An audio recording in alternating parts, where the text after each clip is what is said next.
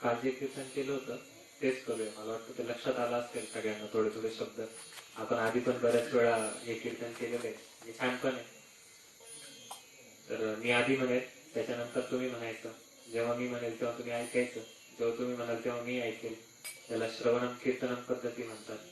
आणि याच पद्धतीने आपण भगवंतांचं ज्यावेळी नामस्मरण करतो त्यावेळी तिथं भगवंतांना उपस्थित राहावंच लागतं. कारण नारद मुनींनी एकदा भगवंतांना विचारलं की हे भगवंता तुझा निवास कुठे आहे? तर त्यावेळी वैकुंठात असलेले भगवंत नारदाला म्हणतात, नाहं तिष्ठामि वैकुंठे. नारदा, मी वैकुंठात नाही. मग कुठे? योगी नर्तयेषु वा. योग्यांच्या हृदयात सुद्धा नाहीये. मग कुठे? आहेत तिथे, वैकुंठात तर आहेत, प्रत्येकाच्या हृदयामध्ये पण आहे. भगवद्गीतेतच सांगताय, भागवताच्या पहिल्या श्लोकामध्ये सांगितलंय की त्यांच्या धामामध्ये ते राहतात. धामना श्रेण सदा निरस्त कुहकम सत्यम परम धीमहि. त्यांचं धाम आहे, ते धामामध्ये राहतात, तिथं सत्य आहे. आणि सगळ्यांच्या प्रत्येकाच्या हृदयामध्ये सुद्धा राहतात, हे सुद्धा सत्य आहे. सर्वस्य चाहम हृदि सन्निविष्टो. प्रत्येकाच्या हृदयामध्ये राहतात. तरी सुद्धा नारदाला ते म्हणतायत की मी वैकुंठात नाही राहत, मी योग्यांच्या हृदयात सुद्धा नाही राहत. मग कुठे राहतात? यत्र गायन्ति माम भक्त्या तत्र तिष्ठामि नारदा. जिथे माझे भक्त माझ्या नामाचं, माझ्या गुणाचं, माझ्या लीलांचं कीर्तन करतात, माझ्या भक्तांचं सुद्धा कीर्तन, ज्यांचे लीला वगैरे वाचतात, ऐकतात, तिथे मी नारद. त्याच्यामुळे जर आपल्याला भगवंतांना बोलवायचं असेल खऱ्या अर्थाने, तर त्यांचं नाम संकीर्तना व्यतिरिक्त आपल्याकडे दुसरा कोणताही पर्याय नाही. त्यामुळे आपण कोणत्याही गोष्टीची सुरुवात ही नाम संकीर्तनाने केलेलीच छान असेल, है की नाही? त्यामुळे आता मी म्हणेल, माझ्या मागे मागे म्हणा.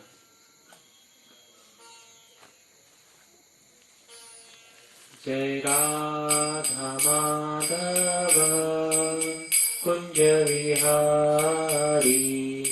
राधा माधव कुंज विहारी. जय राधा माधव कुंज विहारी. राधा माधव कुंज विहारी. जय गोपी जन वल्लभ गिरिवरधारी. जय गोपी जन वल्लभ गिरिवरधारी. जय गोपी जन वल्लभ गिरिवरधारी.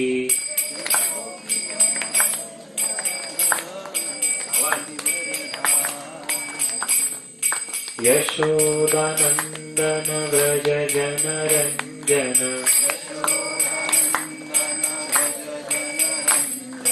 यशोदानंदन व्रज जनरंजन. यशोदानंदन व्रज जनरंजन. यशोदानंदन व्रज जनरंजन. यशोदानंदन व्रज जनरंजन. यशोदानंदन व्रज जनरंजन.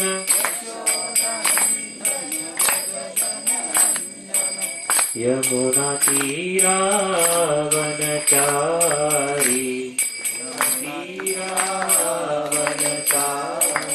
यमुना तीरावनचारी. यमुना तीरावनचारी. जय राधा माधव कुंज विहारी.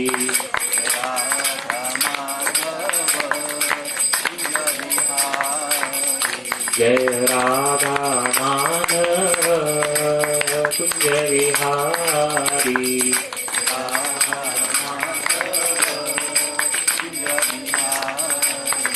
हरे कृष्णा कृष्णा कृष्णा हरे हरे. हरे राम राम राम हरे हरे.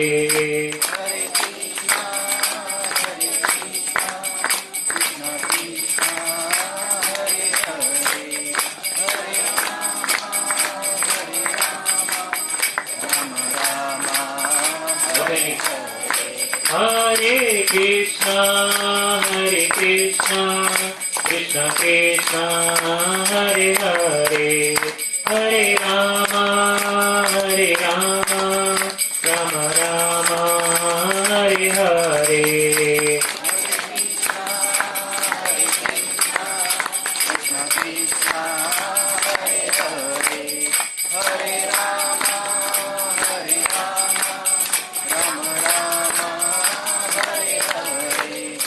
हरे कृष्णा कृष्णा कृष्णा हरे हरे हरे राम राम राम हरे हरे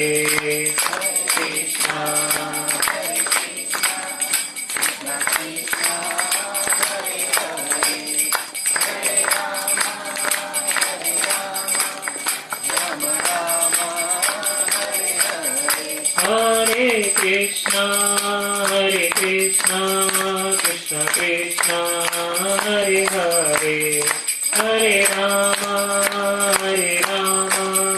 राम राम हरे हरे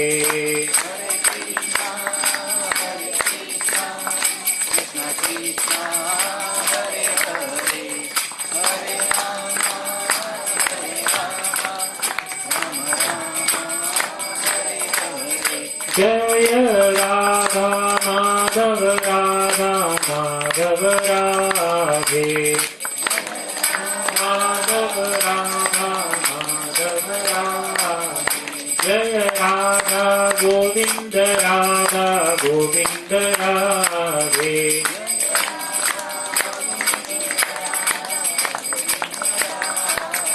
जय गौरनिताय जय गौरनिताय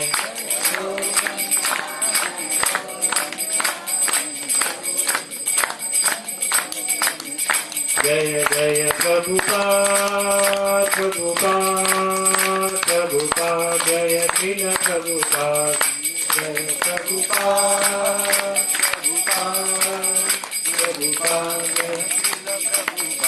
निताय गौर हरि बोल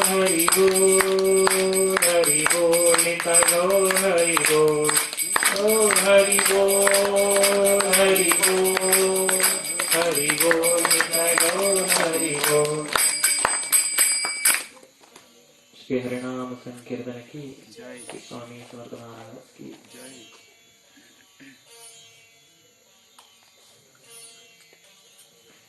पूर्णदत्ता दिगंबर श्री स्वामी समर्थ महाराजांच्या चरणी शिवार वंदन करून परमपूज्य गुरु माऊली परमपूज्य मोरेदादा यांच्या चरणी वंदन करून आजच्या मार्गदर्शनाला सुरुवात करतो। मार्गदर्शन मी याला म्हणतच नाही। पहिली गोष्ट मला ही जी काही संधी मिळते इथे जे काही मी थोडंफार मिळवलंय महाराजांच्या कृपेने माऊलींच्या कृपेने आणि मी हे जे गीतेचं जे शिक्षण घेतोय ते जे गुरु संप्रदाय परंपरा आहे त्यांच्या ब्रह्मबंध गौडीय संप्रदाय जो कालचे प्रभूजी आले होते त्यांनी जे 4 संप्रदाय सांगितले ब्रह्मा संप्रदाय रुद्र संप्रदाय श्री संप्रदाय कुमार संप्रदाय तर त्यातल्या ब्रह्मा संप्रदायाची जी शाखा आहे त्याच्यामध्ये मी भगवद्गीता आणि भागवतम शिकण्याचा थोडा प्रयत्न करतो। त्यामुळे हे सगळं भागवतम आणि भगवद्गीता सुरू करण्याच्या आधी या पद्धतीचं कीर्तन करणं कारण त्या आचार्य प्रणालीतूनच आपल्याला ती शक्ती येत असते। त्यामुळे त्यांच्याविषयी कृतज्ञ राहणं हे अत्यंत महत्वाचं आहे आणि मला नाही वाटत की तेवढं काही भागवताचं किंवा भगवद्गीतेचं अध्ययन माझ्याकडे झालेलं असेल की मी तुम्हाला इथे बसून काहीतरी मार्गदर्शन करेल किंवा सांगेल।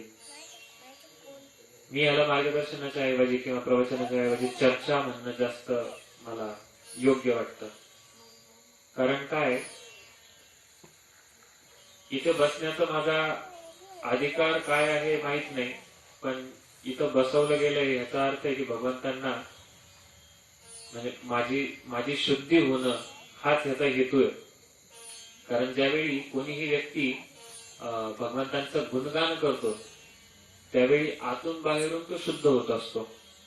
एक पवित्र करण्याचा एक मंत्र आहे अपवित्रो पवित्रो वा सर्वावस्थांगतो पिवा यत्स्मरे पुंडरीकाक्षम सबायाभ्यंतर शुचिः. म्हणजे ज्यावेळी आपण पुंडरीकाक्षाचं भगवंतांचं स्मरण करतो फक्त त्यावेळी आतून बाहेरून शुद्धी होत असते.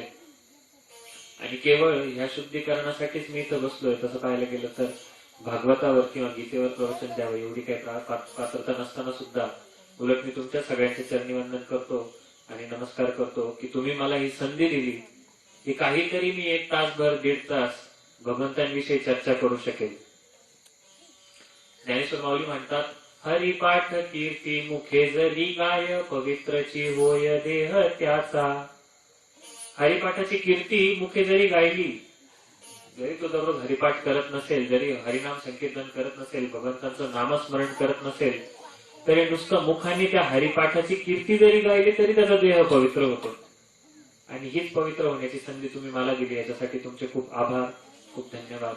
आणि मी सगळ्या तुमचे सर्वांचे अभिनंदन पण करू इच्छितो. कारण आता आपण आपल्याकडे खूप साऱ्या वेगवेगळ्या चॉईस आहे, मुक्त इच्छा आहे आपली, आपण काही पण करू शकतो. प्रत्येकाने आता संध्याकाळची वेळ आहे, कोणाला थंडीचे दिवस आहे, घरी निवांत आरामात बसू शकतात, तरी सुद्धा प्रत्येक जण इथं आलाय की काहीतरी भगवंतांविषयी श्रवण करू, काहीतरी भगवंतांविषयी अधिक जाणून घेऊ. तर हा जाणून घेण्याचा, श्रवण करण्याची ही जी इच्छा आहे, ही इच्छा असणंच खूप मोठी गोष्ट आहे. कारण भगवद्गीतेमध्ये भगवान श्रीकृष्ण सांगतात, चतुर्विध भजन्ते माम जना सुकृतो अर्जुना आर्तो अर्थार्थी जिज्ञासू ज्ञानी च भारतर्षभ. 4 प्रकारचे लोक अर्जुना मला शरण येतात आणि हे 4ही प्रकारचे लोक भगवंत म्हणतात की हे सुकृतन आहे. सुकृतन म्हणजे यांचे पूर्वजन्मीचे अनंत पुण्य आहेत, हे पुण्यवान लोक आहेत, त्यामुळे ते मला शरण येण्याची त्यांच्यामध्ये बुद्धी होते. त्यामुळे ही साधी गोष्ट नाहीये की इथं सगळ्या सुकृतीन लोकांच्या सहवास मला लागतोय. त्याच्यामुळे मी तुमच्या सर्वांचं अभिनंदन करू इच्छितो की आपली ही बहुत जन्माचे पुण्य, बहुता सुकृताची जोडी म्हणून विठ्ठली आवडी, आणि आज त्यामुळं ती आवड आपल्याला इथे घेऊन आलेली आहे. आणि 4 प्रकारचे लोक जे इथे येऊ शकले नाही, ज्यांना भगवत चर्चेमध्ये रस नाही, ज्यांना भगवत चर्चेमध्ये आस्था नाही, ज्यांना भगवत चर्चेमध्ये इच्छा नाही, ते लोकांना भगवंत म्हणतात की नमाम दुष्कृतिनो मूढा प्रपद्यन्ते नराधमः मायया अपहृत ज्ञान आसुरं भावमाश्रिता. 4 प्रकारचे लोक अर्जुना मला कधीही शरण येत नाही, आणि हे सगळेच दुष्कृतीन आहे. दुष्कृतीन म्हणजे यांचे पूर्वजन्मीचे खूप पाप आहेत, खूप सारे दोष आहेत, जे त्यांना माझ्यापर्यंत येऊच देत नाही. त्याचे 4 कॅटेगरी सांगितले. नमाम दुष्कृतिनो मूढा, एक तर ते मूर्ख असतात. प्रपद्यन्ते नराधमः, ते नरांमध्ये सगळ्यात नीच असतात, नराधम. मायया अपहृत ज्ञान, ज्यांचं ज्ञान मायेनी हरण केलेलं आहे, चोरून गेलेलं आहे. आणि आसुरम भाव आश्रिता, ज्यांचा भावच मुळात आसुरी आहे. असे 4 प्रकारचे लोक मला कधीही शरण येत नाही. तर आपण सगळे सुकृतीन लोक इथं जमले, अहोभाग्य. तर आज आपण भगवद्गीतेतला एक श्लोक घेणार आहे आणि त्या श्लोकावरती चर्चा करणार आहे, थोडीशी चर्चा करण्याचा प्रयत्न करणार आहे. कारण आज चंडीयाग होता, खूप सुंदर पद्धतीने इथे चंडीयाग केला गेला. आज आतमध्ये महाराजांचं पण स्वरूप इतकं सुंदर की देवी स्वरूपामध्ये पूजा मांडलेली आहे. तर ही देवी किंवा ही जी आदिमाया शक्ती आहे, हे नेमक्या आहेत कोण, याच्याविषयी आपण थोडस जाणून घेतलं पाहिजे, थोडासा प्रकाश टाकला पाहिजे. आणि तो प्रकाश आपण गीता भागवताच्या माध्यमातून टाकणार आहे. आपण कोणताही ग्रंथ या व्यतिरिक्त का निवडला नाही? कारण आदि शंकराचार्यांना ज्यावेळी त्यांचे गुरु शिष्य सारासार विचार विचारतात की असं एक शास्त्र सांगा की ह्याच्या पलीकडे, ह्याच्या पुढे दुसरं काही नाही, त्यावेळी आदि शंकराचार्य सांगतात एको शास्त्र देवकी पुत्र गीता. जर एक शास्त्र विचारताल तर एको शास्त्र देवकी पुत्र गीता. भगवद्गीता हे एकमेव शास्त्र आहे ज्याच्यातनं तुम्ही सगळ्या शास्त्रांचं सार तत्व काढून याच्यामध्ये दिलेलं आहे. आणि अजून वेदव्यास जे सगळ्या शास्त्रांचं शिरोमणी सगळ्या पुराणांमध्ये जर कोणत्या गोष्टीला शिरोमणी सांगतात तर ते सांगतात श्रीमद भागवताला. तर आज आपण गीता आणि भागवत याच्या आधारावर आदिमाया शक्ती नेमकी आहे काय हे जाणून घेणार आहे. कारण शास्त्रांचे प्रकार आहेत. जसं की शास्त्रांमध्ये दोन प्रकार आहेत. एक एक निर्णायक शास्त्र आणि दुसरे निर्णयकर शास्त्र. निर्णायक मी थोडस जरा तत्वज्ञान वगैरे या सगळ्या गोष्टी सांगतो, म्हणजे थोडस कसं कथा असली की मस्त वाटतं, पण बाकीच्या ह्या सगळ्या गोष्टी असल्या की थोडस कधी कधी ऐकायला समजायला जड होतं. पण ह्या गोष्टी महत्वाच्या असतात. कारण जोपर्यंत हे समजत नाही ना, आपण खूप वरच्यावर अध्यात्म करत राहतो. वर्षानुवर्ष पारायण चालतात, माळा पण फिरत राहतात, पण त्या नुसते फिरतच राहतात. एरोप्लेन मध्ये ऑटो पायलट मोड नावाचा एक प्रकार असतो, माहितीये? तो जो पायलट असतो ना, तो एरोप्लेन उडवतो. उडवल्यानंतर ते एका वरच्या हाईटला गेलं की त्याच्यानंतर त्यांनी ते नेव्हिगेशन, तो जो रस्ता असतो ज्या मार्गाने ते विमान उडणार आहे, तो रस्ता सेट केलेला असतो. आणि तिथे एक ऑटो पायलट म्हणून मोड असतो. ते बटन दाबून दिलं की त्याच्यानंतर त्या एरोप्लेनला पायलटला चालवायची गरज पडत नाही. तो कॉकपिट मध्ये शांत बसलेला असतो, पण एरोप्लेन त्याच्या पद्धतीने ऑटो पायलट मोडवर चालत असतं. अशाच पद्धतीने आपल्या बऱ्याच जणांचा जप सुद्धा ऑटो पायलट मोडवर चालू असतो. म्हणजे काय चालू असतं आपल्यालाही कळत नाही, कोणालाच कळत नाही. जिभेला तोंडामध्ये तो जप चालू असतो, पण आतमध्ये कुठून कुठून फिरून येतो आपण ते आपल्यालाच माहिती. कधी कधी आपल्याला पण कळत नाही. थोड्या वेळाने भानावर येतो, अरे अरे मी तर जप करतोय, परत तिथं ध्यान आणावं लागतं. आणि कधी कधी ते पण येत नाही. हा जर ऑटो पायलट मोड जर आपला कंटिन्यू चालू राहिला तर ज्ञानेश्वर माऊली सांगतात, त्रिवेणी संगमी नाना तीर्थे भ्रमी चित्त नाही नामी तरी ते व्यर्थ. नाम संकीर्तनाचा महिमा तर आपण सगळेच ऐकतोय, पण जर त्या नामामध्ये चित्त नसेल तरी ते व्यर्थ आहे. कारण तुम्ही जर अमृतामध्ये आकंठ बुडून जर कोरडे आपण राहत असू तर मग त्याचा काय उपयोग आहे? म्हणजे समजा हाती स्नान माहितीये, हाती स्नान, हत्ती कसा आंघोळ करतो? हत्ती पाण्यामध्ये खूप वेळ आंघोळ करतो. सगळ्या जनावरांना तिथून बाहेर काढून टाकतात. ज्यावेळी एखाद्या नदीवर तलावाच्या तिथे जर हत्तींचा कळप आला तर तिथे सगळे जनावर बाहेर निघून जातात. आणि हत्ती खूप निवांत त्या पाण्यामध्ये खूप आंघोळ करतात, व्यवस्थित त्यांच्या सोंडेने पाणी मारतील, हे करतील, सगळं करतील. पण त्या पाण्यातनं बाहेर आले की तिथे सगळी माती आहे ना, ती माती अंगावर घेतात परत. काय उपयोग आहे त्या आंघोळीचा?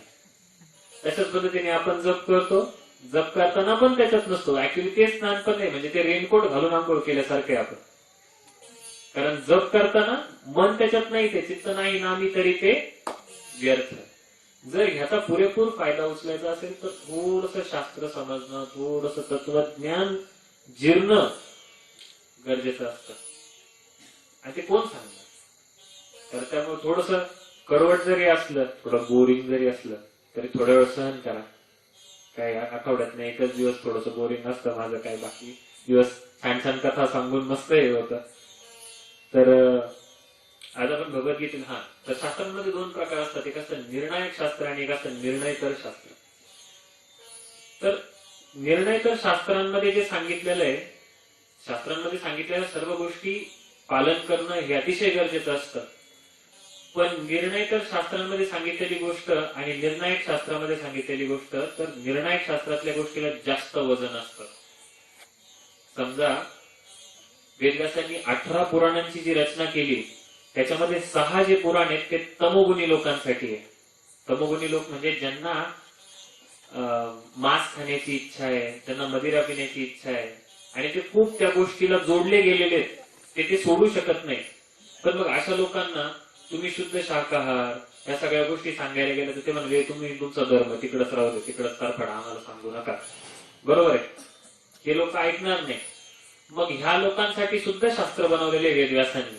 मग ते काय सांगतात, तुम्हाला मांस खायचंय, मदिरा प्यायची आहे, ठीक आहे, तुम्ही भद्रकालीला दाखवा, तुम्ही कालीला दाखवा, तुम्ही भैरवाला दाखवा आणि मग प्या. त्याच्यामुळे आपण बघतो उज्जैनला जर गेलं तर तिथं कालभैरवनाथांच्या मंदिरामध्ये डायरेक्ट कालभैरवनाथांच्या मूर्तीला डिश लावलेली असते आणि वेगवेगळे देशी ब्रँडेड सगळ्या प्रकारच्या खास पहिल्या धारेचा माल येतो आणि त्यांना पाजला जातो. पण मग हे कोणासाठी आहे?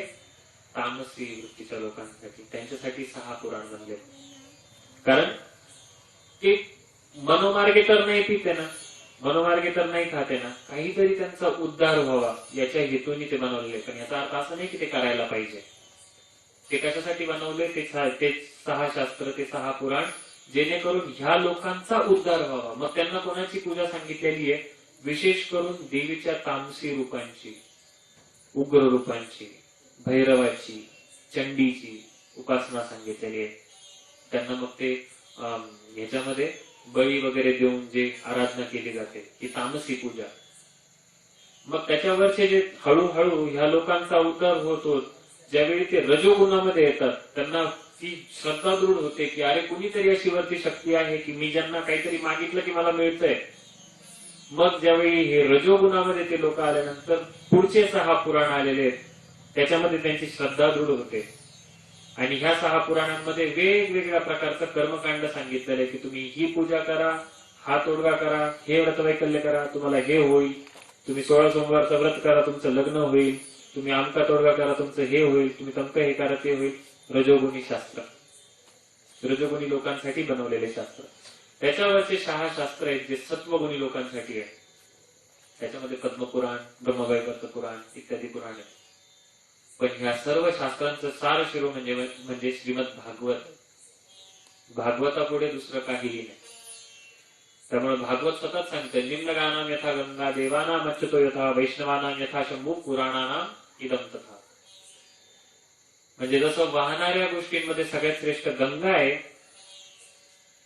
निम्नगानाम यथा गंगा, देवांमध्ये सर्वश्रेष्ठ अच्युत म्हणजे श्री विष्णू आहे, वैष्णवानाम यथा शंभू म्हणजे हरिभक्तांमध्ये सर्वश्रेष्ठ भगवान शिव आहेत, आणि शास्त्रांमध्ये सर्वश्रेष्ठ, पुराणांमध्ये सगळ्यात श्रेष्ठ श्रीमद भागवतम आहे. त्यामुळे आपण आज जे काही बोलणार आहे आदिशक्तीविषयी ते गीता आणि भागवताच्याच आधारावर बोलणार आहे, त्याच्या व्यतिरिक्त आपण काहीही बोलणार नाही. तर इथं भगवद्गीतेमध्ये, भगवद्गीतेच्या 7व्या अध्यायामध्ये 14वा श्लोक आहे. तर आज आपण त्याच्यावर चर्चा करणार आहे. तर मी हा श्लोक म्हणेल, माझ्या मागे म्हणा, कारण ही भगवंतांची वाणी आहे. भगवंताची वाणी आपल्या मुखातून परत त्याचा उच्चार जरी झाला तरी अनंत तपाचं फळ आपल्याला मिळणार आहे. तर आपण सर्व हा श्लोक म्हणूया. 7व्या अध्यायाचा 14 नंबरचा श्लोक. दैवी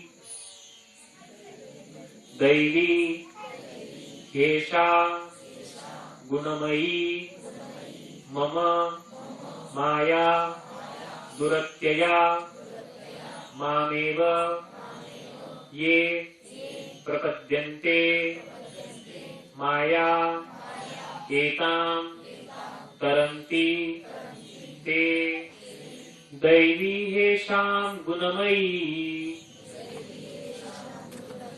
मम माया दुरत्यया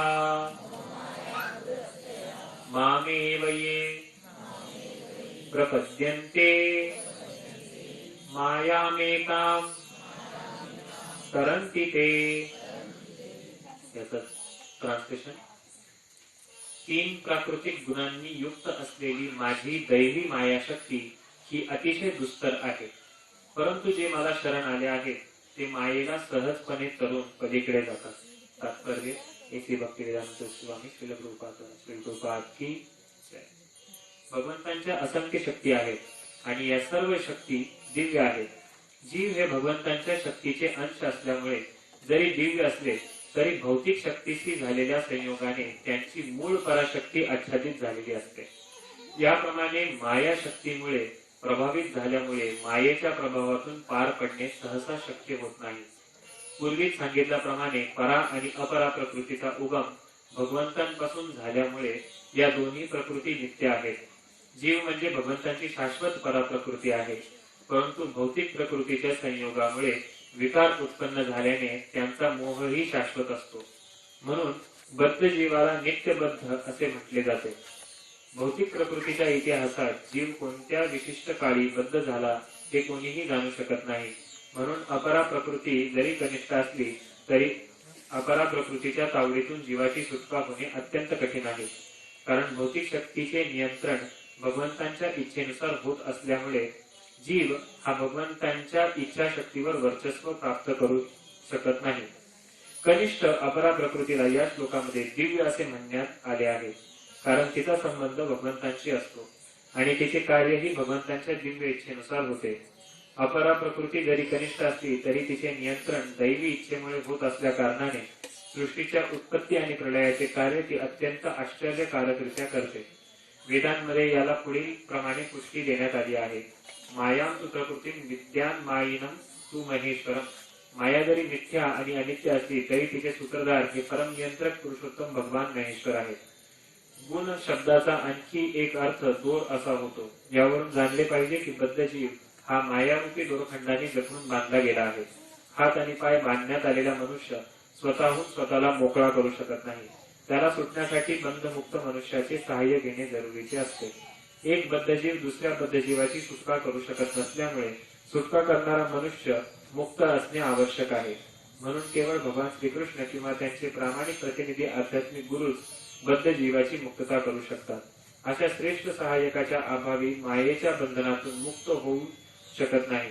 भगवत भक्ती किंवा कृष्ण भावनेमुळे मनुष्य अशी मुक्ती प्राप्त करू शकतो. श्रीकृष्ण हे मायाशक्तीचे अधिपती असल्यामुळे बद्ध जीवाला मुक्त करण्याची आज्ञा ते आपल्या दुस्तर शक्तीला देऊ शकतात. शरणागत जीवावरील अहेतुकी कृपेमुळे आणि मूलतः भगवंतांचा पुत्र असलेल्या जीवावरील पितृतुल्य वात्सल्यामुळे भगवंत त्याला अशी मुक्ती प्रदान करतात. म्हणून भौतिक प्रकृतीच्या निष्ठुर बंधनातून मुक्त होण्याचा एकमेव मार्ग म्हणजे भगवंतांच्या चरणकमलांना शरण जाणे. माम एव हे शब्दही महत्वपूर्ण आहे. माम म्हणजे ब्रह्मा शिव किंवा इतर कोणीही नसून श्रीकृष्ण श्री विष्णू होत. ब्रह्मदेव आणि शिव हे अत्यंत महान असले आणि प्राय विष्णूंच्या समकक्ष असले तरी असे रजोगुणी आणि तमोगुणी अवतार बद्ध जीवाला मायेच्या बंधनातून मुक्त करू शकत नाही. दुसऱ्या शब्दात सांगायचे तर ब्रह्मदेव किंवा शिव हे सुद्धा मायेच्या अधीन आहेत. केवळ श्री विष्णू हे मायेचे अधिपती आहेत आणि म्हणून केवळ तेच बद्ध जीवाला मुक्त करू शकतात. श्वेताश्वतर उपनिषदामध्ये सांगितले तमेव विदित्वा अर्थात केवळ श्रीकृष्णांना जाणल्याने स्वतंत्र होणे शक्य आहे. या वेद वचनात या गोष्टीची पुष्टी करतात. भगवान शंकर पुन्हा स्पष्टपणे सांगतात की केवळ श्री विष्णूंच्या कृपेने मुक्ती प्राप्त होऊ शकते. शंकर म्हणतात की मुक्तीप्रदाता सर्वेशाम विष्णुर एव न संशय. सर्वांना मुक्ती प्रदान करणारे केवळ श्री विष्णूच आहेत, यात मुळीच संशय नाही. श्रीमद भगवद्गीता की. तर आता आपण याचं तात्पर्य वाचलं तर ह्याच्यामध्ये इथं भगवान श्रीकृष्ण म्हणतात की दैवी हेशाम गुणमयी मम माय. तर आज आपण त्याच माया शक्तीविषयी जाणून घेण्याचा प्रयत्न करणार आहे की ही माया शक्ती म्हणजे नेमकी आहे तरी कोण. तिला पहिला उद्भव तिचा कधी कुठं कुणी पाहिला ते आहे कोण. तर जर माया शक्तीविषयी जर आपण जाणून घ्यायचं ठरवलं तर आपल्याकडे एका ग्रंथाचं वाचन आपण कायम करतो ते म्हणजे दुर्गा सप्तशती. दुर्गा सप्तशतीच्या पहिल्याच अध्यायामध्ये देवीचं प्रथम स्वरूप जर कोणी पाहिलं असेल तर ते ब्रह्मदेवाने आणि ती कोण कशी ह्याच्याविषयी त्याच्यामध्ये सविस्तर वर्णन आलेले. आदिमाया शक्ती. तर ज्यावेळी ब्रह्मांडाचं सृजन झालं, आता तसं पाहायला गेलं तर काल प्रभूजींनी खूप छान पद्धतीने भगवद्गीतेच्या 5 विषयांविषयी सांगितलं. ईश्वर, जीव, प्रकृती, काळ आणि कर्म. त्याच्यातलं प्रभूजींनी ईश्वर आणि जीव या गोष्टींविषयी खूप छान सांगितलं की आपला खरा संबंध हा भगवंतांशी आहे जे त्यांच्या धामामध्ये राहतात. पण आपण त्यांनी काल एक खूप छान उदाहरण दिलं की आपण आपल्याला त्यांच्याविषयी ईर्ष्या होती की हेच का बरं भगवंत आहेत, मी का बरं नाहीये भगवंत, मला पण भगवान बनायचंय. तर त्याच्यासाठी मी बऱ्याच वेळा हे कदाचित सगळ्यांना पाठही झालं असेल पण पुन्हा एकदा सांगतो की एकदा काय होतं त्यासाठी आपण एक छोटीशी कथा घेऊन ते समजून घेऊया. की एकदा काय होतं की सर्व अवयवांची सभा भरते. सर्व अवयवांची सभा भरते आणि या अवयवांच्या सभेमध्ये सगळे अवयव म्हणतात, डोळे म्हणतात की मी बघतो, हात म्हणतात मी त्या गरम गरम अन्नामध्ये माझे हात घालतो, ते चालवतो, दात म्हणतात की मी ते चावतो, जीभ म्हणते मी टेस्ट घेतो, नाक म्हणतं मी ते वास घेतो, बघतो की ते खराब तर नाही झालेलं, पाय म्हणतात की मी अन्न मिळवण्यासाठी चालतो, हात म्हणतात मी काम करतो. पण सगळे एका निष्कर्षावर येतात की हे पोट काहीच करत नाही, नुसती मजा मारतं. आपण सगळे कष्ट करायचे, या पोटापर्यंत आणून द्यायचं आणि पोट फक्त काही न करता फक्त या सगळ्या गोष्टीचा स्वीकार करतं. तर सगळे म्हणाले की इथून पुढे या पोटाचं काहीही पोटासाठी काहीही करायचं नाही, आणि सगळे स्ट्राईकवर जातात की आजपासून बेमुदत संप, या पोटासाठी काहीच करायचं नाही. सगळे त्यांचे त्यांचे कार्य थांबवून टाकतात. पोट पण त्या सभेमध्ये होतं. पोट म्हणतं बघा तुम्हाला जसं करायचं तसं करा, ते काहीच म्हणत नाही. मग काय होतं, पहिला दिवस जातो, फारसा काही फरक पडत नाही. दुसऱ्या दिवशी घसा कोरडा व्हायला लागतो. तिसऱ्या दिवशी थोडीशी हातामधली शक्ती जायला लागते. चौथ्या दिवशी डोळ्यांसमोर अंधार यायला लागतात. पाचव्या दिवशी जेव्हा हातपाय लटपट कापायला लागतात आणि झोप जायला लागतात, त्यावेळी त्या सगळ्या अवयवांना कळून चुकतं की जोपर्यंत ह्या पोटाची सेवा करणार नाही तोपर्यंत आम्ही कधीही संतुष्ट होऊ शकणार नाही. गपचूप सगळे आपल्या आपल्या कामाला लागतात, पोटाला अन्न पुरवायला सुरुवात करतात, सगळे आपोआप संतुष्ट होतात. त्याच पद्धतीने जसं काल प्रभूजींनी सांगितलं, भगवद्गीतेमध्ये भगवान श्रीकृष्ण सांगतात, मामैवांशो जीव लोके जीव भूतः सनातनः. हे जीवांनो, तुम्ही सगळे माझे अंश आहात, माझे सनातन अंश आहात. त्यामुळे जोपर्यंत आपण भगवंतांची सेवा करत नाही तोपर्यंत आपण संतुष्ट कधीही होऊ शकत नाही. पण आपल्यामध्ये एक खाज होती की आम्हाला भगवान बनायचंय, ईर्ष्या की तुम्हीच का बरं भगवान, आम्हाला भगवान बनायचंय. जसं त्या मुलीने ठरवलं होतं, आई तू का स्वयंपाक करते, मी पण स्वयंपाक करणार, मला माझी भातुकली तयार करून दे. तसं भगवंतांना आपण सगळे जीवात्मे आपण बंड पुकारला त्या अवयवांसारखा की तुम्हीच का बरं मजा करता, आम्ही पण मजा करतो. आपल्यासारखा मूर्ख तसं म्हणायला नाही पाहिजे, पण खरंच आपण मूर्खच ठरलो की आपण ठरवलं की तुमच्या व्यतिरिक्त आम्हाला मजा करायची. म्हणजे माशांनी ठरवलं की आम्हाला पाण्याशिवाय जगायचंय. मग काय करावं लागेल, यांना भ्रमात टाकावं लागेल, यांना भ्रमात टाकावं लागेल, कारण माझ्याशिवाय तर तू जगू शकत नाही.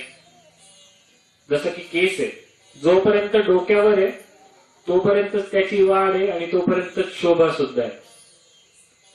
नाव्याच्या दुकानात गेल्यानंतर आपण आपले केस काढल्यानंतर असे जपून जपून ठेवतो का, झाडून टाकतो नावी. आपण पण आपल्या अंगावरचे केस आल्यानंतर धुवून टाकतो, टोचतात, ते काही कामाचे नाही आहेत आपल्याला. तसे जोपर्यंत ते आपल्याशी जोडले गेलेले तोपर्यंत त्यांचे खूप लाड होतात. आरशासमोर गेले की लगेच, आणि महिलांचं तर बराच वेळ चालतं. ते कधीपर्यंत त्यांचे लाड आहे, जोपर्यंत ते जोडले गेलेले. एकदा की तिथून खाली पडले की त्यांना कोण विचारतं. भाजीत जर निघाला तर बघा कसं तोंड वाकडं होतं आपलं, आपलाच असतो, पण जर भाजीत सापडला तर किती वाकडं तोंड होतं. तशाच पद्धतीने जीवांची शोभा कधीपर्यंत आहे, जोपर्यंत तो भगवंतांशी जोडला गेलेला नाहीये. आणि आपल्यासारख्या जीवांची इच्छा होती की मला या भगवंतांशी जोडलं जायचं नाही. मग काय करावं लागेल, तुला भ्रमात टाकावं लागेल. मग भ्रमात टाकण्यासाठी म्हणून भगवंतांनी एक विशेष सृष्टीचं सृजन केलं, जी खूप छोटी आहे. आध्यात्मिक जगाविषयी आपल्या खरा घरापेक्षा खूप छोटी आहे. जसं एखाद्याची भातुकली ती खूप छोटी असते, किचन तसं खूप मोठं असतं, पण ह्याच्यात सगळं छोटं छोटं छोटं छोटं. आणि त्या मुलीला वाटतं की मी बनवते स्वयंपाक, खरं बनवत काहीच नसते.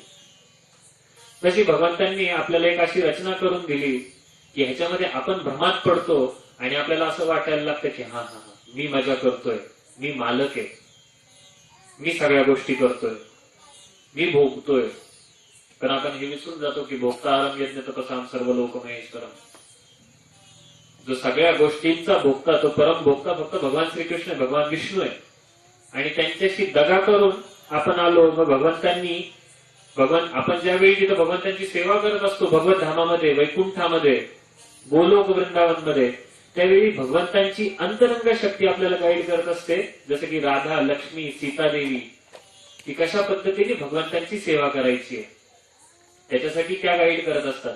पण ज्यावेळी हे जे बंड पुकारलेले लोक आहे, जशा पद्धतीने आपलं जग आहे, जसं की पुणे शहर घ्या, पुणे शहर आहे आणि या शहरामध्ये एक जे लोक ज्यांना गव्हर्नमेंटचे नियम पालन करायचं नाहीये, जे दुसऱ्यांसाठी उपद्रव बनतायत, त्यांच्यासाठी एक विशेष रचना असते, म्हणजे येरवाडा जेल. तशाच पद्धतीने ह्या लोकांना जर हे जे जीवात्मे ज्यांना स्वतः भगवान होऊन जगायचंय त्यांच्यासाठी काय संरचना करता येईल. भगवंतांनी ही भौतिक सृष्टी बनवली जी खूप छोटी आहे. आणि ह्या भौतिक सृष्टीमध्ये अनंत कोटी ब्रह्मांड आहेत जे भगवान विष्णूंच्या रोम छिद्रातनं निघतात. ते जेव्हा श्वास बाहेर सोडतात हे सगळे ब्रह्मांड बाहेर येतात, आणि ते जेव्हा श्वास आतमध्ये ओढतात हे सगळे ब्रह्मांड त्याच्यामध्ये निघून जातात. तर एका ब्रह्मांडाचं आयुष्य हे महाविष्णूंचा फक्त एक बाहेर जाणारा श्वास आहे. विचार करा. आणि ज्यावेळी हे सगळे ब्रह्मांड तयार होतात, या प्रत्येक ब्रह्मांडामध्ये ते विष्णू परत प्रवेश करतात. प्रत्येक ब्रह्मांडामध्ये तो फोटो आपल्या देवाऱ्यात असतो, ज्या विष्णूचा फोटो. त्यांना गर्भोदकशाही विष्णू म्हणतात. त्यांच्या नाभिक. आणि जेव्हा त्यांच्या ते महाविष्णू जेव्हा त्या महत्त्वामध्ये असतात, तर त्यांच्या रोमछिद्रात ते सगळे ब्रह्मांड बाहेर येत असतात. तिथून पुढे हे जे जीवात्मे यांना शासन करायला पाहिजे, यांना भ्रमात टाकायला पाहिजे. भगवंतांची भ्रमात टाकणारी शक्ती म्हणजेच दुर्गा, आदिमाया शक्ती दुर्गा देवी. आणि दुर्गा देवीचं नाव दुर्गा का बरं आहे? कारण ती एक अशी रचना करते एका जेल सारखी की यांनी बंड पुकारलाय, यांना स्वतः भगवान व्हायचंय, हे ईर्षा करताय, द्वेष करताय, तर यांना मी बरोबर शासन करते. हे स्वतः भ्रमात राहतील की मी भगवान आहे म्हणून, मी भोगताय, मी मजा करतोय, मी या गोष्टीचा मालक आहे, असं त्यांना वाटत राहील. पण मी माझ्या त्रिशूळाने, देवीचा त्रिशूळ म्हणजे हे 3 क्लेशांचं प्रतीक आहे. आध्यात्मिक क्लेश, आधी भौतिक क्लेश आणि आधी दैविक क्लेश. म्हणजे दुसऱ्यांमुळे होणारा त्रास, निसर्गामुळे होणारा त्रास आणि स्वतःच्या शरीरामुळे होणारा त्रास. या त्रिशूळाने देवी, दुर्गा देवी आपल्याला शासन करण्याचं काम करत असते. आणि दुर्गा म्हणजे काय? दुर्ग म्हणजे एक तटबंदिस्त जागा जिला ओलांडणं शक्य नाही. बघा, एखाद्या भागामध्ये जाणं शक्य नसेल तर आपण म्हणतो तो प्रदेश दुर्गम आहे, तिथं जाणं शक्य नाहीये. तर अशा तटबंदिस्त आपलं जे भौतिक सृष्टी बनवलेली आहे त्याची जी जेलर आहे त्यांचं नाव दुर्गा आहे. आणि त्याच्यामुळे ब्रह्मसंहितेमध्ये त्यांच्याविषयी श्लोक येतो, सृष्टी स्थिती प्रलय साधन शक्ती रेखा छायेव यस्य भुवनानि विभर्ती दुर्गा. सृष्टीचं स्थिती प्रलय हे सगळं करण्याचं काम दुर्गा देवी करतात. त्याच्यामुळे आपण त्यांना आदिमाया शक्ती आणि हे सगळं ब्रह्मांडामध्ये जे काही होतं त्या दुर्गा देवीच्या आधिपत्याखाली आहे. कारण का? या जेलच्या त्या जेलर आहेत. त्याच्यामुळे आपण बघतो दुर्गा देवींच्या हातामध्ये खूप शस्त्रास्त्र आहेत. शस्त्रास्त्र कधी घेतो आपण? एक तर कोणाला तरी शासन करायचं असल्यानंतर, आणि तर कोणाशी लढायचं असल्यानंतर. आणि त्यांच्या जेवढ्या हात आहे तेवढे शस्त्र त्यांच्या हातांमध्ये त्यांनी धारण केलेले. तर ह्या अशा दुर्गा देवी या ब्रह्मांडाच्या जेलर आहेत आणि आपण सगळे कैदी आहेत. ही गोष्ट पहिली लक्षात घ्या. कारण जोपर्यंत आपल्याला आपली स्थिती कळणार नाही की आपण कैदी आहे, तोपर्यंत आपण इथून सुटण्याचाच प्रयत्न करणार नाही. बरं आहे जेल, इथं पण सगळे, जसं जेलमध्ये सुद्धा जेवण असतं, पाणी असतं, कपडे धुवायला असतं, तिथे एंटरटेनमेंटचे सुद्धा साधन असतात. पण याचा अर्थ असा नाही की ते आपलं शाश्वत घर आहे, कायम तिथंच राहावं. कुणी जेलमध्ये राहण्याची इच्छा करतं का? तिथून बाहेर येण्याचा प्रयत्न केला पाहिजे, कारण तिथं आपलं खरं जग आहे. त्याच्यामुळे दुर्गादेवी आपल्याला नेहमी सांगण्याचा प्रयत्न करत असतात की तू भगवंतांना शरण जा. त्याच्यामुळे आपल्याला त्यात वेगवेगळ्या मार्गाने त्रास देत असतात. जसं की कोरोना, ही दुर्गा लीला आहे. ते सांगण्याचा प्रयत्न करताय तुझं आयुष्य क्षणभंगूर आहे, इथून जर तू जाण्यासाठी काहीतरी केलं नाही, भगवंतांना शरण गेला नाहीस, तर बघ मी आता कोरोना आलाय, परत पुढच्या वर्षी नवीन काहीतरी आणेल. आताच युके मध्ये कोरोनाचा एक नवीन स्ट्रँड आला, एक नवीन प्रकार आला कोरोनाचा. युके मध्ये एक आला, नायजेरियामध्ये आला.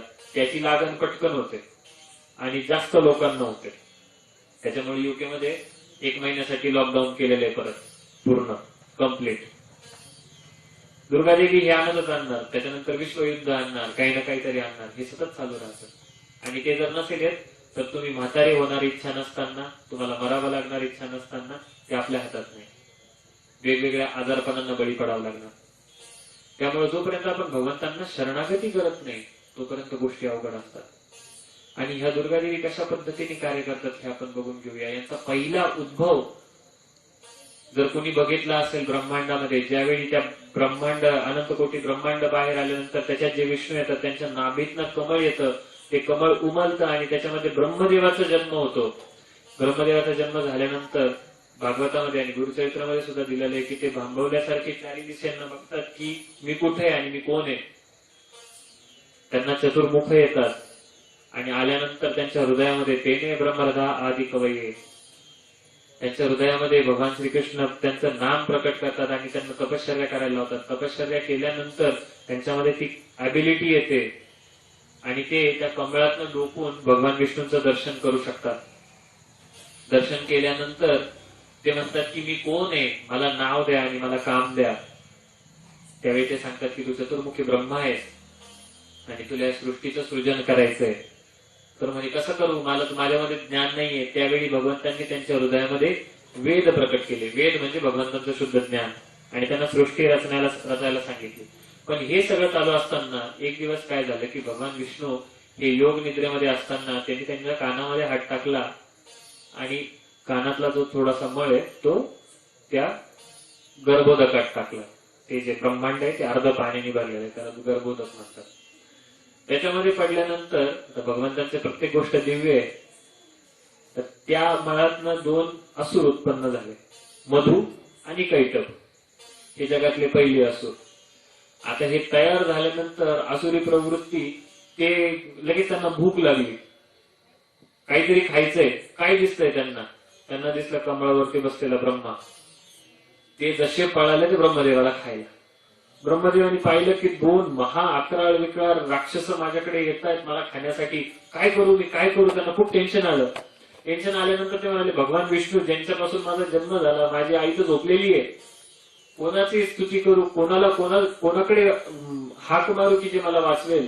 आणि ब्रह्मदेवाने भगवंतांच्या निद्रेची स्तुती करायला सुरुवात केली की ही निद्रा देवीच मला वाचवेल. आणि मग ते दुर्गा सप्तशतीमध्ये रात्री सुक्त येतं. आणि निद्रा देवीची त्यांनी प्रार्थना केली की हे योग माये, हे योग निद्रे, कृपया भगवान विष्णूंना तू उठव जेणेकरून माझं संरक्षण होईल. आणि त्यावेळी भगवान विष्णूंच्या चेहरा, हृदय, नासिका, बाहू याच्यातनं एक दिव्य शक्ती बाहेर आली, भगवंतांची शक्ती. आणि ही भगवंतांची शक्ती बाहेर आल्यानंतर तिने भगवंतांना उठवलं. भगवंतांना उठवल्यानंतर ब्रह्मदेवानी भगवान विष्णूंना प्रार्थना केली की कृपया ह्या मधु कैटभाचा तुम्ही विनाश करा. आणि पुढे भगवंतांनी मधु आणि कैटभाला त्यांचा विनाश केला. तर हा देवीचा पहिला साक्षात्कार जर कोणाला झाला असेल तर तो ब्रह्मदेवाला आहे. आणि अशी भगवंतांच्या शरीरातनं उत्पन्न झाली ही भगवंतांची शक्ती आहे. त्याच्यामुळे ब्रह्मांडामध्ये शक्ती आहे आणि शक्तिमान आहे. भगवंत हे शक्तिमान आहे. शक्तिमान म्हणजे आपला तो मुकेश खन्ना नाही, शक्ती आणि शक्तिमान. तर भगवंतांची ही बहिरंगा शक्ती आहे, योग माया शक्ती, जी त्यांच्या शरीरातनं बाहेर येते. त्याच्यामुळं आपण दुर्गा सप्तशती वाचतो त्यावेळी मला वाटतं तंत्रोक्त देवी सुक्तामध्ये या देवी सर्व भूतेषु, पहिलाच श्लोक आहे, या देवी सर्व भूतेषु विष्णू मायेती शब्दिता. ती भगवान विष्णूंची माया आहे. त्यामुळे आपण ज्यावेळी देवीला प्रार्थना करतो आपण त्यांना हे मागतो, रूपम देही, जयम देही, यशो देही, विशो देही. आपण त्यांना सगळ्या गोष्टी मागतोय, पण लक्षात घ्या आपण या सगळ्या गोष्टी जेलमध्येच मागतोय. जेलमध्येच मागतोय. आणि जेलमध्ये गोष्टी किती जरी तुम्हाला पुरवल्या, खूप जेवण दिलं छान छान, खूप सगळ्या गोष्टी व्यवस्थित दिल्या, तरी पण शेवटी ते जेलच आहे. ते तुमचं कायमचं घर थोडी आहे. त्याच्यामुळं देवी त्यांची जी कृपा असते ती विपरीत कृपा असते.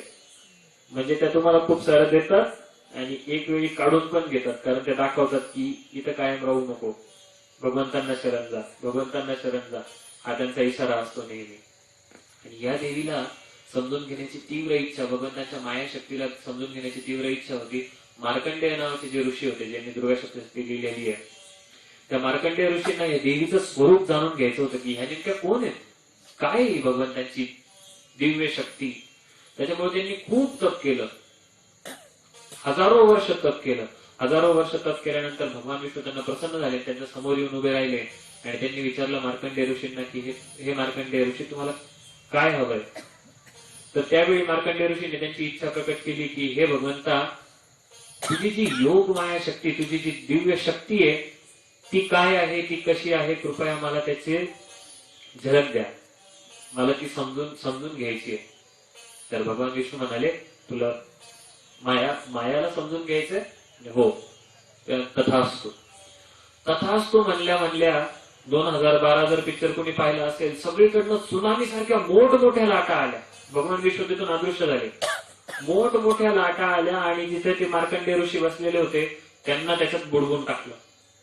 आणि ते मार्कंडेय ऋषी त्या लाटांमध्ये वर जा खाली ये, वर जा खाली ये, इकडे तिकडे त्या लाटांमध्ये त्यांना वर फेकलं जात होतं, खाली पाडलं जात होतं. बरं ते मरतही नव्हते. त्यांना सारखं वर फेकलं जात होतं, खाली फेकलं जात होतं. तर ते गटांगळ्या खायचे, आतमध्ये बुडायचे, परत वर येण्याचा प्रयत्न करायचे. असं कित्येक वेळ त्यांची धडपड चालली.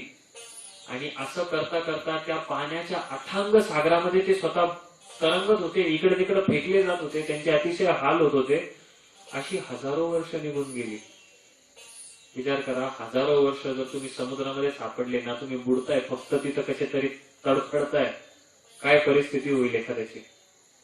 आणि कित्येक हजारो वर्ष ते तशाच पद्धतीने हे करत असताना अचानक एक दिवस जेव्हा ते पूर्णपणे थकले प्रयत्न करून करून की ह्याच्यात मी जाऊ कुठं, तर त्यांना एक वडाचं पान दिसलं. आणि त्या वडाच्या पानावर एक अतिशय सुंदर निळ्या रंगाचं बाळ झोपलेलं होतं. मग ते पोहत पोहत त्या बाळाच्या जवळ गेले. त्यांनी पाहिलं की ह्या बाळाने त्याचा उजव्या पायाचा अंगठा त्याच्या तोंडात घातलेला आहे. उजव्या पायाचा अंगठा चोखतोय. करारविंदेन पदारविंदम मुखारविंदे विनिवेशयंतम वटस्य पत्रस्य पुटे शयानम बालम मुकुंदम मनसा स्मरामी. असं ते छोटस निळ्या रंगाचं सुंदर बाळ त्याच्या उजव्या पायाचा अंगठा त्याच्या तोंडात घालतात. त्याला बघितल्यानंतर त्यांना काहीच कुतूहल वाटलं की एवढ्या प्रलयासारख्या जळामध्ये हे बाळ आलं कुठून.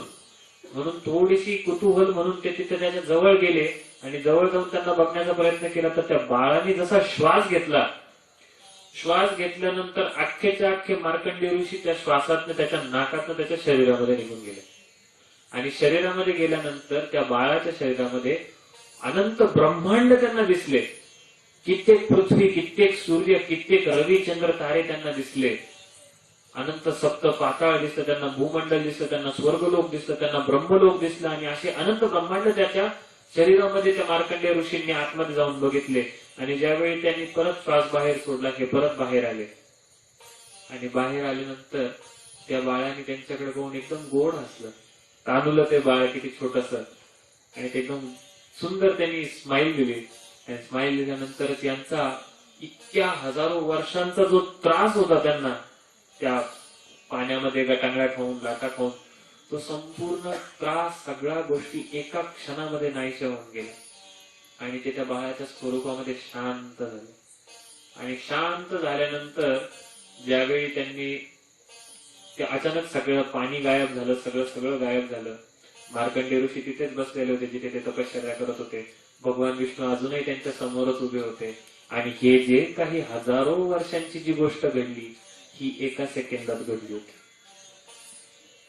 याला म्हणतात भगवंतांची माया, की त्यांनी एका सेकंदामध्ये हजारो वर्षांचा अनुभव मार्कंडेय ऋषींना दिला. आणि त्यावेळी मार्कंडेय ऋषींना कळालं की भगवंतांची बहिरंगा माया शक्ती काय. आणि ही बहिरंगा माया शक्ती, ही योग माया शक्ती ही आपल्याला तेव्हाच सोडू शकते ज्यावेळी आपण भगवंतांना व्यवस्थित शरण जातो. आणि भगवंतांना शरण जाण्याचा सर्वोत्तम मार्ग म्हणजे तो सुद्धा आदिमाया शक्तीनेच सांगितलेला आहे की कशा पद्धतीने जाऊ शकतो. आणि त्या कशा पद्धतीने सांगतात त्या भगवान शंकरांना विचारतात आणि त्यांच्या संवादातनं आपल्याला कळतं. पार्वती माता भगवान शंकरांना विचारतात विष्णू सहस्रनामामध्ये की हे विष्णू सहस्रनाम हे इतकं मधुर आहे, इतकं दिव्य आहे, मला ते सतत श्रवण करावं असं वाटतं, याचा आनंद मला सतत अनुभव असं वाटतो. हे शंकरा काहीतरी शॉर्टकट सांगा की ज्याच्यामध्ये मला ह्याचं पूर्ण फळ मिळेल. त्या म्हणतात केनोपायेन लघुनाम विष्णुर्नाम सहस्त्रकम पठ्यतेर पंडितेर नित्यम श्रोतुमिच्छाहम प्रभो. हे भगवान शंकरा, हे भगवान विष्णूचे हजारो नाव इतके मधुर आहेत, त्याचं गायन केल्याने, त्याचं पठन केल्याने मोठ्या मोठ्या पंडितांना सुद्धा हे विष्णू सहस्रनामाने इतकी हे माहिती, मला सुद्धा ह्याचं गायन करायचंय, पठन करायचंय, कृपया या सहस्रनामाचं फळ मला शॉर्ट मध्ये मिळेल असं काहीतरी उपाय सांगा. तर त्यावेळी बघा पार्वती माता सुद्धा शॉर्टकट शोधतात. त्याच्यामुळे आपण शोधतो त्याच्यात काही हे नाहीये, आपण त्यांचेच लेकर आहेत आदिमाया शक्तीचे. तर त्यावेळी भगवान शंकर सांगतात, ईश्वर उवाच श्रीराम रामेती रामेती रमे रामे मनोरमे सहस्रनाम तत्तुल्यम राम नाम वरानने.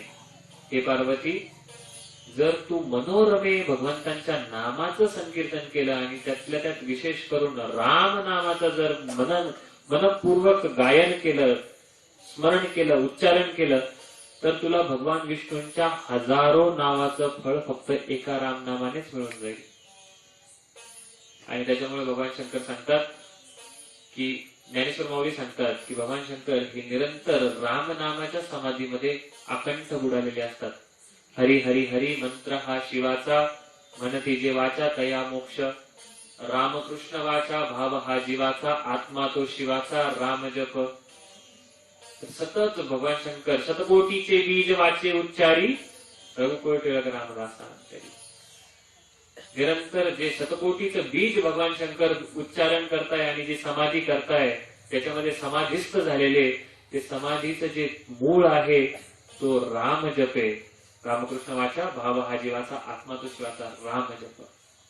त्यामुळे जर खऱ्या अर्थाने देवीला संतुष्ट करायचं असेल तरी ते भगवान श्रीकृष्ण सांगतायत की देवी तेव्हाच तुला सोडेल ज्यावेळी तू मला शरण येशील. दैवी हेशाम गुणमयी का, कारण मम माया, ती माझी माया आहे. आणि भगवंत माझी माया का म्हणतात, कारण ह्याचं उत्तर ब्रह्मसंहितेमध्ये सांगितले, सृष्टी स्थिती प्रलय साधन शक्तिरेखा छायेव यस्य भुवनानि विभर्ति दुर्गा, इच्छा नुरूप अपि यश्च चेष्टते सा गोविंद मादि पुरुषम तमहं भजामि. जशा पद्धतीने आपली सावली ही आपण जसे बोट हलवू तशाच पद्धतीने माझ्या हाताची सावली सुद्धा हलणार आहे. तशाच पद्धतीने दुर्गा देवी जी आदी माया शक्ती आहे, ब्रह्मसंहितेमध्ये तिला भगवंतांची छाया म्हणून संबोधन केलेलं आहे. त्याच्यामुळे जर आपल्याला जोपर्यंत आपण भगवंतांना शरण जात नाही तोपर्यंत ही छाया आपल्याला भ्रमित करत राहते. आणि एखाद्या प्रतिबिंबामधून तुम्ही काही पण, समजा एखादं झाड आहे सुंदर आंब्याचं आणि एकदम पिकलेला रसाळ आंबा वरती आहे आणि आपण जर खाली त्याचं प्रतिबिंब पाण्यामध्ये पडलेलं आहे तेच मिळवण्याचा प्रयत्न करतोय, किती जरी असा हळूच हात नेऊन आलं आलं आलं आंबा हातात आला, तो वर काढायला गेला की तो निष्ठून जाणार आहे, कारण तो तिथं नाहीच आहे, तो झाडाला आहे वरती. आपली डिरेक्शन चुकली, आपण चुकीच्या दिशेने प्रयत्न करतोय. त्यामुळे इथे सांगितले, जोपर्यंत आपण भगवंतांना शरण जात नाही तोपर्यंत आपण नेहमी अंधारातच राहणार. शास्त्र सांगतं, कृष्ण होय सूर्यसम माया होय अंधकार, जहा कृष्ण तहा नाही माया अधिकार. भगवंत हे सूर्यासारखे, माया त्यांची सावली आहे. त्यामुळे जोपर्यंत आपण त्यांच्याकडे बघत नाही, त्यांची सेवा करत नाही, तोपर्यंत आपण कधी संतुष्ट होऊ शकत नाही. आणि भगवंतांची सेवा करण्याचा सर्वोत्तम आणि सर्वात साधा मार्ग म्हणजे भगवंतांचं नाम संकीर्तन. याच्या पलीकडे भगवंतांना संतुष्ट करण्याचा कलियुगामध्ये दुसरा कोणताही पर्याय नाही. त्याच्यामुळे आपण सुरुवातीला नाम संकीर्तन केलं आणि ह्याच नाम संकीर्तनाचा महिमा सर्व शास्त्रांनी, सर्व संतांनी गायलेला आहे. आणि नाम संकीर्तन केल्यानंतर देवी किती खुश होते याचं एक जाज्वल्य उदाहरण श्रीमद भागवतामध्ये आलेलं आहे. श्रीमद भागवतामध्ये जड भरताची एक कथा येते. ऐकले कुणी जड भरत नाव?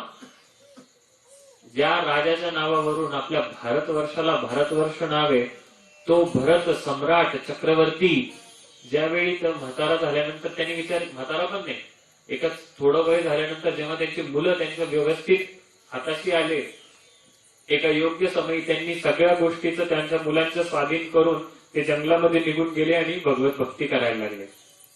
पण भक्ती करत असताना एक दिवशी अचानक नदी किनारी गेलेले असताना, स्नान करत असताना तिथे एक हरिणी, गर्भवती हरिणी पाणी प्यायला आली आणि पाणी पित असताना अचानक वाघाची डरकाळीचा आवाज आला. डरकाळीचा आवाज आल्यानंतर ती इतकी बिथरली, इतकी घाबरली की तिने अशी उडी मारली, पण उडी मारल्यानंतर ती प्रसवली आणि त्या प्रसव वेदना तिला इतक्या झाल्या की त्याच्यामध्ये तिचा मृत्यू झाला. पण ते बाळ जन्माला आल्या आल्या त्या हरणीचं पाडस आईला पोरकं झालं आणि ते प्रवाहामध्ये पडलं. प्रवाहामध्ये पडल्यानंतर अर्थातच कोणत्याही भक्तामध्ये करुणा असते की त्याला किती विचारायला त्रास झाला. त्यांनी भरत राजांनी करुणेपोटी ते त्या पाडसाला उचलायला गेले आणि त्यांनी त्याचं संगोपन करायला सुरुवात केली. तर बघा, माया इतकी भ्रामक असते कशामध्ये आपण कसं गुंतून जाऊ आपल्याला कळत नाही आणि आपण त्या भातुकलीत परत कधी गुंतायला लागतो आपल्याला समजत नाही. भरत महाराज इतके त्या हरणामध्ये गुंतले की त्यांचं जपाचं संपूर्ण लक्ष त्या हरणामध्येच जायला लागलं. जपाचं त्यांचं संपूर्ण लक्ष त्या हरणामध्ये गुंतून गेलं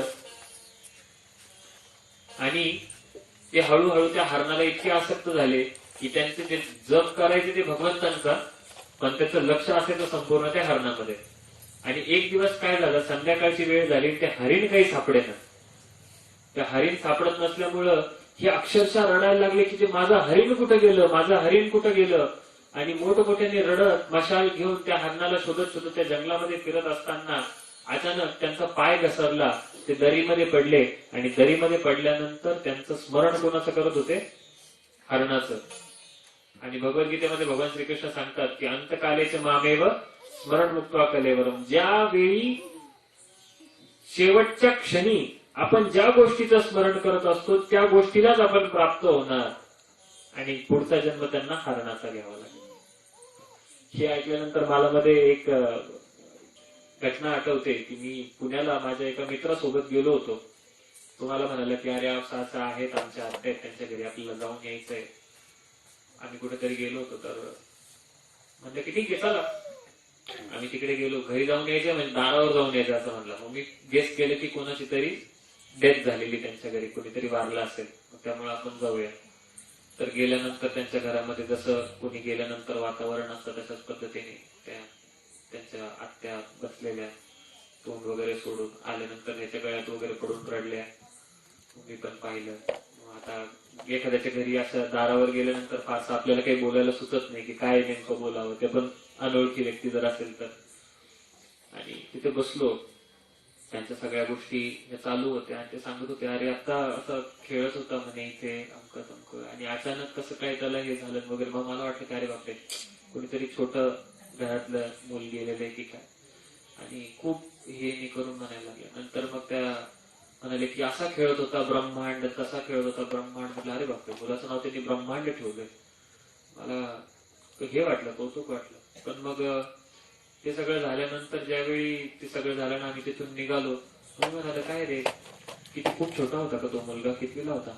तर मी त्याने सांगितलं अरे मुलगा नव्हता, पुत्र होतं त्यांचं.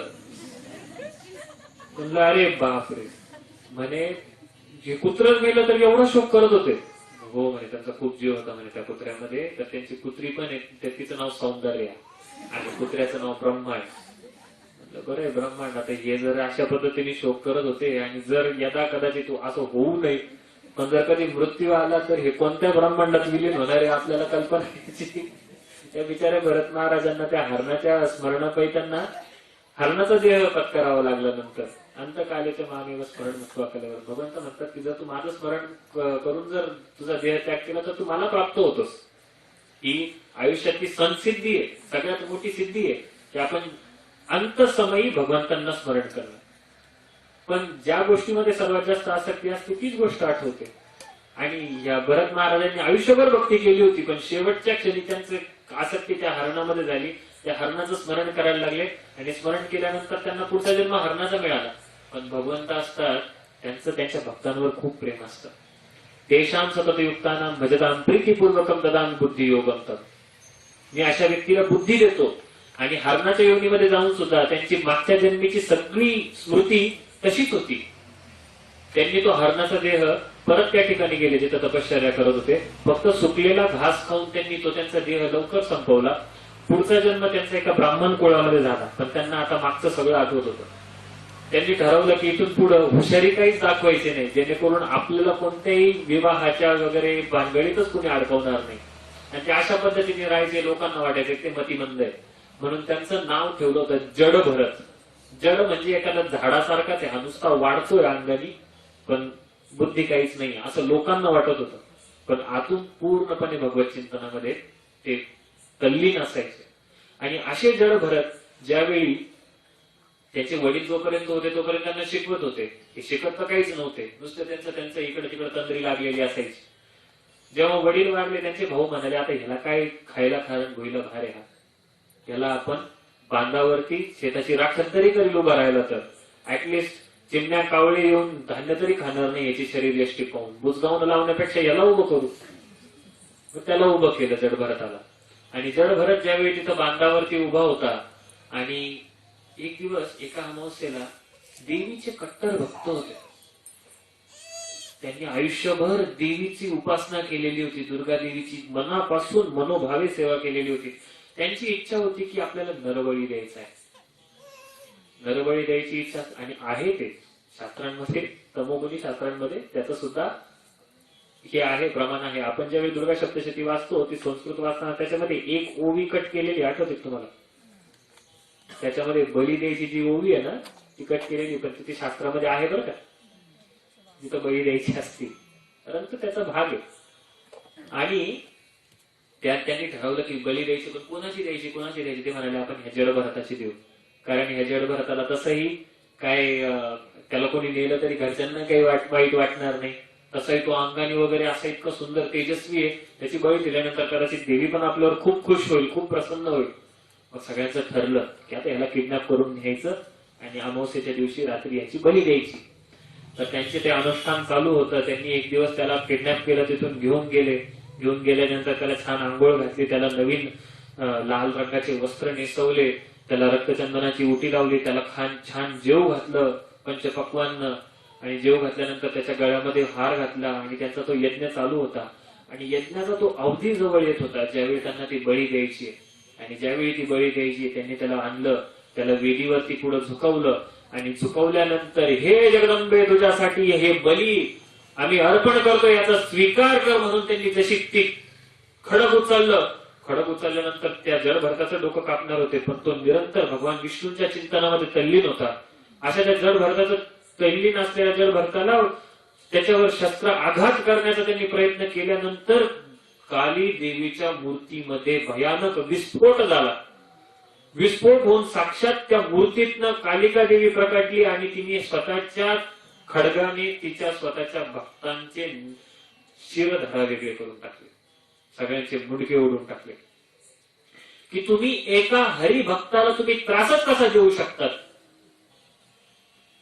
इतकं आदिमाया शक्तीला जे लोक भगवंतांना शरण जातात, जे हरिनाम संकीर्तन करतायत, त्यांच्याविषयी इतकी आपुलकी आहे.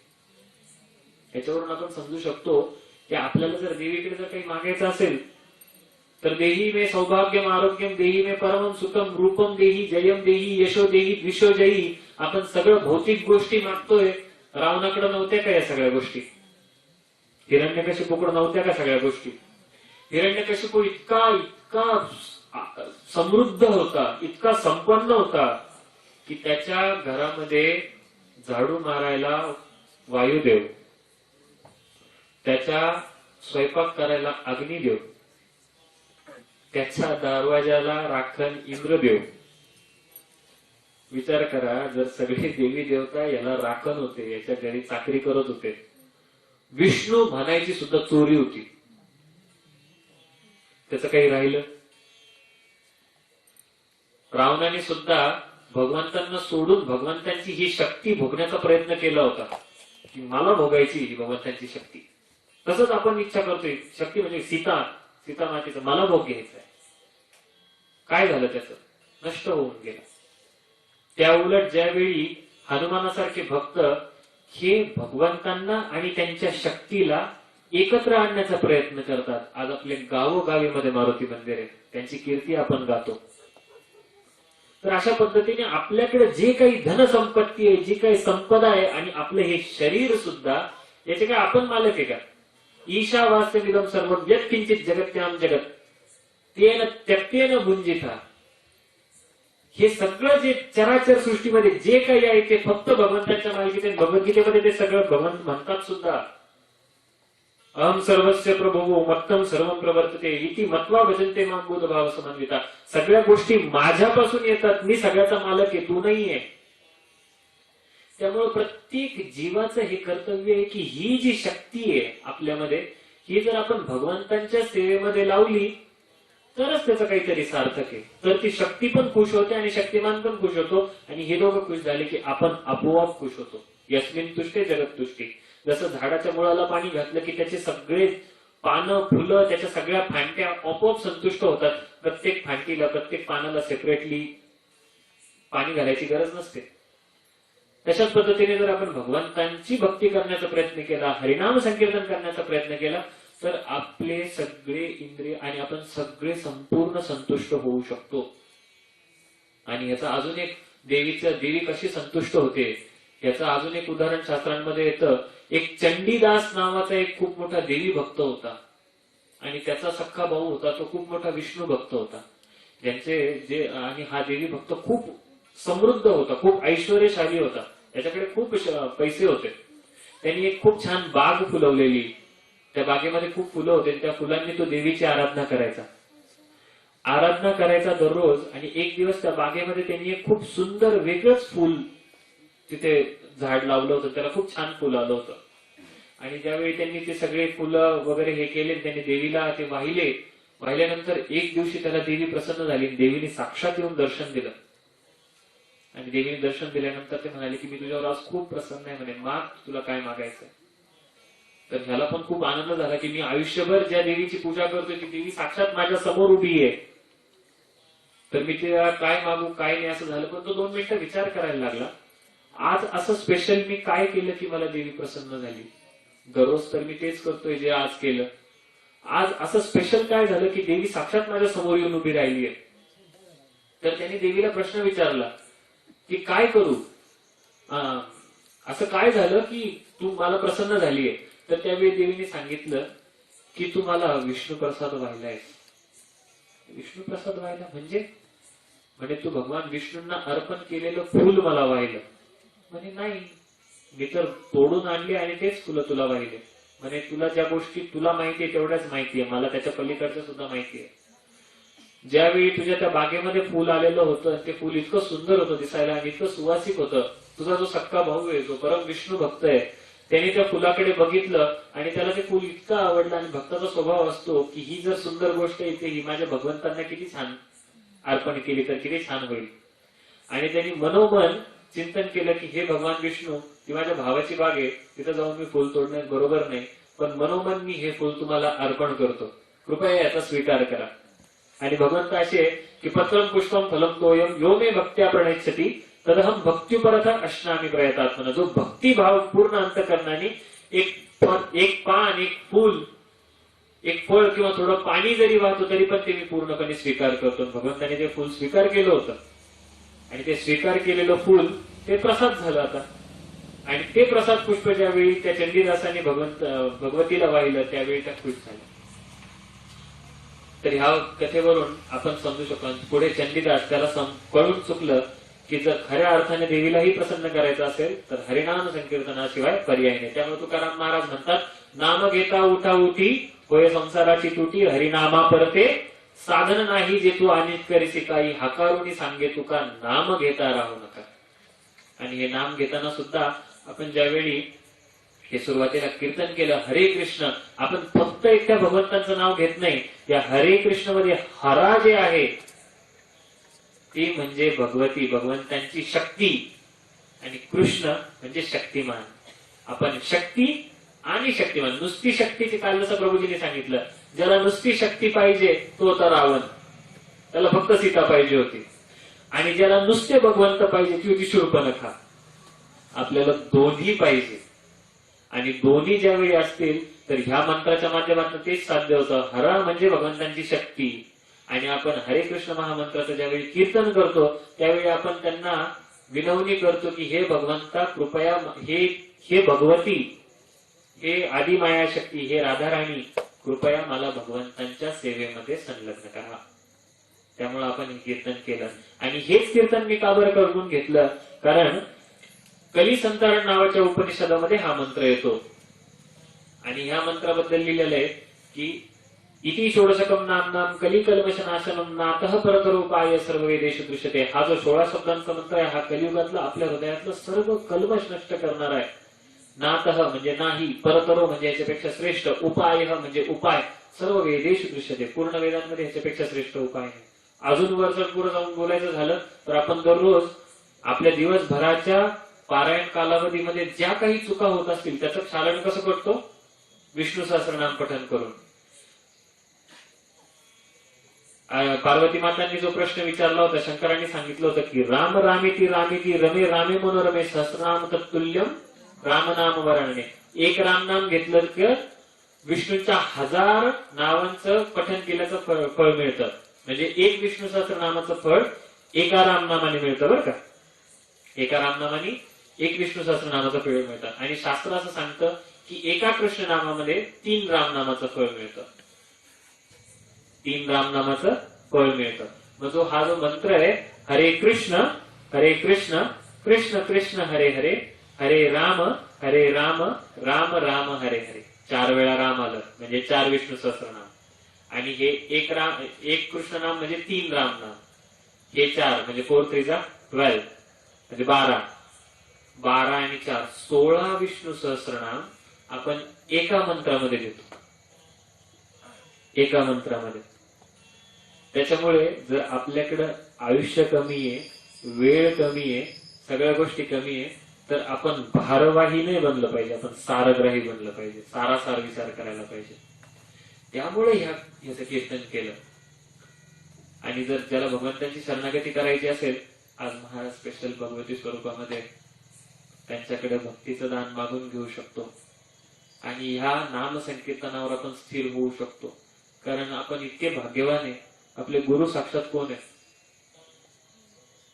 एवढा मोठा गुरु भेटायला नशीब लागतं. आणि त्या गुरुकडे आपण काय मागतो? रूपम देही जयम देही. रूप जे जाणार आहे, जयम देही जो हिरण्यकशिपूचा झाला होता, संपला. यश किती काळ जाणार? मागायचं असेल तर काहीतरी शाश्वत मागायला पाहिजे. महाराजांना एकच फक्त आपण मागू शकतो की मला अशी तीव्र भक्ती माझ्या हृदयामध्ये प्रकट होऊ द्या की जेणेकरून ह्या भवसागराला पूर्णपणे मी पार करून जाऊ शकतो. ते भगवत प्रेम माझ्या हृदयामध्ये होऊ द्या. आणि मेन म्हणजे मला साधूंचा संग, की भगवत चर्चा ही निरंतर लाभू दे. एवढीच एक विनंती आपण महाराजांना करू शकतो. आणि ते नक्की पुरवतील. कारण त्यांच्या इतकी प्रेमळ आई दुसरी ब्रह्मांडामध्ये कोण आहे? त्यामुळे आपण आज एकच प्रार्थना करूया की आमच्या आपल्या सर्वांच्या हृदयामध्ये भगवंतांविषयी तीव्र भक्ती, तीव्र हरिनामामध्ये रुची निर्माण व्हावी. एवढीच प्रार्थना करून झालेली सर्व सेवा मी महाराजांच्या चरणी रुजू करतो. श्री स्वामी हरे कृष्ण.